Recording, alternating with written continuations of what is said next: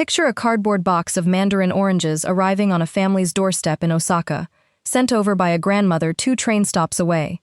Before anyone in the house has eaten a single one, the mother sets 6 of them aside on a small plate, calls her 7-year-old son over, and asks him to carry them next door to the elderly couple who live alone. He grumbles a little. He wanted those oranges for himself, but he goes. 10 minutes later he comes back holding a paper fan the neighbor pressed into his hands as thanks, and something in his face has quietly rearranged itself. He isn't just a boy who ate an orange today.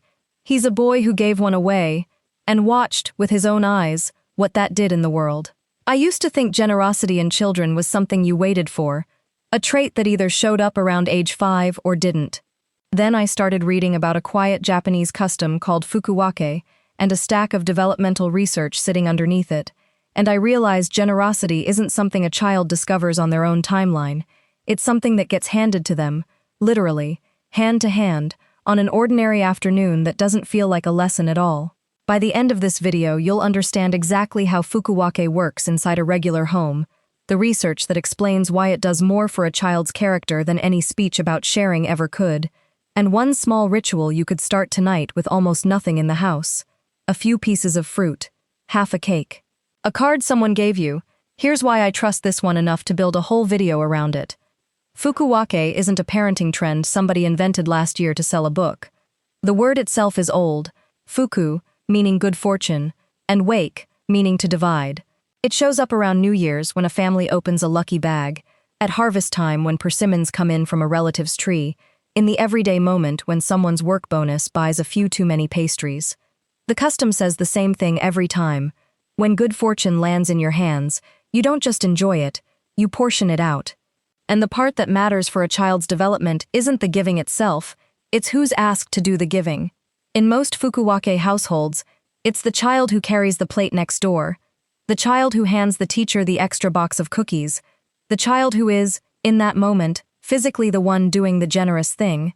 I spent a while going through the research on why that detail, whose hands actually do the giving, turns out to matter so much, and one study kept coming back to me. Researchers at the University of British Columbia, led by Lara Aknin, gave toddlers as young as 2 treats to either keep for themselves or give away to a puppet. The toddlers who gave the treat away showed more genuine happiness, measured by trained coders watching their facial expressions, than the ones who simply received a treat, not told to feel happy, not praised into it. They looked happier in the moment of handing something over than in the moment of getting something. That's the opposite of what most of us assume about small children, who we picture as naturally grabby, guarding their crackers, shouting mine at the first hint of a sibling's hand reaching for their toy. And they are naturally grabby, most of the time, but the same research says the giving itself, the physical act, produces its own quiet reward, one that doesn't need to be taught or reinforced. Fukuwake doesn't fight the grabby instinct with lectures. It just gives a child enough real chances to feel what Aknin's team measured, often enough that the feeling becomes familiar. Here's the complication, though, and it's the one that took me longer to work out. Handing a child a task isn't the same as handing them a habit. A mother who once, on one lucky day, sends her son next door with oranges hasn't built Fukuwake. She's had a nice afternoon. The families where this genuinely reshapes a child's sense of generosity are the ones who repeat it, in small forms, often enough that it stops registering as an event and starts registering as simply what the family does when something good arrives.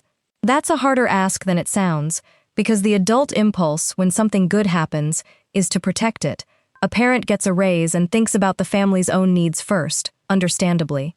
Fukuwake asks for something almost the opposite of hoarding, and it asks for it consistently, not as a grand annual gesture, but as a small weekly reflex.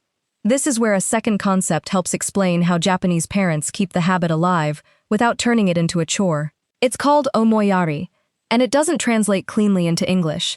The closest rough meaning is anticipatory consideration, thinking of someone else's feelings before they've said a word about them. A parent practicing omoiyari doesn't say, "Share your toy," that's the rule. She'll say something closer to, "I wonder how your brother feels watching you play with that."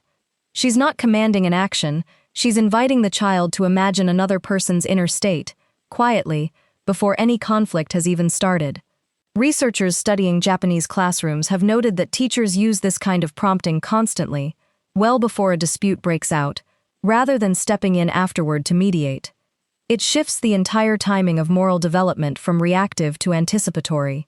Put those two ideas together, and Fukuwake starts to make more sense. Omoiyari builds the inner sense that other people's feelings exist and matter, even when nobody's crying yet. Fukuwake gives that sense somewhere to go, a physical, repeatable outlet, a plate of fruit that needs carrying next door. One is the seed, the other is the soil it actually grows in. What strikes me most about watching this pair work together is how little either one resembles what Western parenting guides usually tell us to do about sibling rivalry. We tend to reach for fairness math, equal slices, timers, turn-taking charts. Fukuwake doesn't ask for equal. It asks for divided, on purpose, towards someone outside the immediate competition entirely, which quietly removes the comparison that fuels rivalry in the first place. Nobody's counting whether the sister's piece of cake is exactly the same size as the brother's, because the piece in question is already headed out the door to the neighbor. Here's a take that might rub some parents the wrong way. I think a lot of praise-based sharing advice, the kind that says, "Great job sharing, you're such a generous boy," actually works against a child's development in the long run, not for it. There's a well-documented finding in developmental psychology called the overjustification effect, first demonstrated by Mark Lepper's team back in the 1970s. Children who were rewarded for an activity they already enjoyed later showed less interest in doing it on their own, because their brains had quietly filed the behavior under "thing I do for the reward," not "thing I am." Fukuwake sidesteps that trap almost by accident. Nobody hands the child a sticker for carrying the oranges next door. The reward is baked into the errand itself, the neighbor's smile, the fan pressed into small hands, and that means the child's brain has nothing to attribute the good feeling to except the giving itself. There's a related idea from psychologist Daryl Bem called self-perception theory, and it's the piece that finally made this whole custom click into place for me. Bem's research suggests people, including quite young children, figure out who they are partly by watching their own behavior, the same way they'd size up a stranger. A child who is simply told, "You're a kind person," has been handed a label with no evidence behind it. A child who has physically carried fruit to a neighbor's door, more than once, has evidence. His brain doesn't need the label anymore. It has drawn its own conclusion. I am someone who gives things away. That identity, built from repeated small actions rather than repeated adult sentences, tends to be far more durable, the kind of self-concept that survives a bad mood, a sibling squabble, or a teenage phase. Have you noticed the exact moment your own child's hand tightens around a toy, the second another child reaches for it? That flinch is the default setting, not a character flaw, and it's worth sitting with for a second before deciding what to do about it. Because most of what we try next is aimed at overriding that flinch with a rule, rather than reshaping what the flinch means to the child in the first place. So what does an ordinary Fukuwake moment actually look like on a Tuesday, in a house with no grandmother's oranges arriving that week? Smaller than you'd think, a neighbor drops off extra tomatoes from her garden, and instead of just thanking her, the mother sends her daughter back over an hour later with half of them, replated. A teacher gives a class of 6-year-olds a small treat on the last day before a break, and one family, at home that evening, quietly sets aside 2 pieces of the child's own snack for the grandparents down the hall, letting the child be the one to knock and hand it over. None of these cost anything close to money. What they cost is the parent's willingness to notice a small windfall and treat it as shareable before it's fully enjoyed, and then to step back and let a child's own hands do the actual handing. I'll admit the habit is easy to get lazy about. There were weeks in my own research where I'd watch a family receive something nice, a bag of good peaches, a box of sweets from a work trip, and just eat it. No Fukuwake, no ritual. Nothing wrong with that either. This isn't a rule that needs to fire every single time something good happens. The research on habit formation in children suggests what matters more is frequency over years, not perfection over weeks.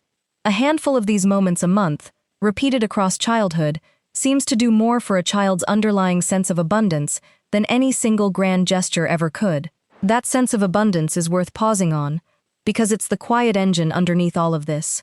A child who has practiced Fukuwake dozens of times by age 8 has absorbed something most of us never say out loud to our kids. Good things aren't scarce enough, that keeping them all to yourself is necessary. There's more where that came from. Scarcity thinking, the tight-fisted instinct that turns siblings into rivals over dessert, tends to soften in households where a good thing reliably gets divided rather than defended. Would you have guessed that the antidote to sibling rivalry might have less to do with fairness and more to do with generosity towards someone entirely outside the sibling pair? If you want to try this tonight, it doesn't need to be oranges. The next time something small and good arrives in your house, a bag of cookies, a card with money in it, an extra dessert from a restaurant, set a portion of it aside before anyone's finished enjoying the rest. Then hand it to your child and ask them to be the one who delivers it, to a grandparent, a neighbor, a teacher, whoever's nearby. Don't over-explain it. Don't call it a lesson. Let the errand speak for itself, the way it did for that boy with his box of oranges and his paper fan. Fukuwake and omoiyari together suggest something simple. You don't build a generous child by telling them to be generous. You build one by handing them, again and again, small real chances to feel what giving does, and then getting out of the way while they draw their own quiet conclusions about who they are. If this was useful, share it with another parent who's tired of the sharing lectures not sticking, and subscribe for more of these small, research-backed habits from Japanese and Chinese family life. I'll see you in the next one.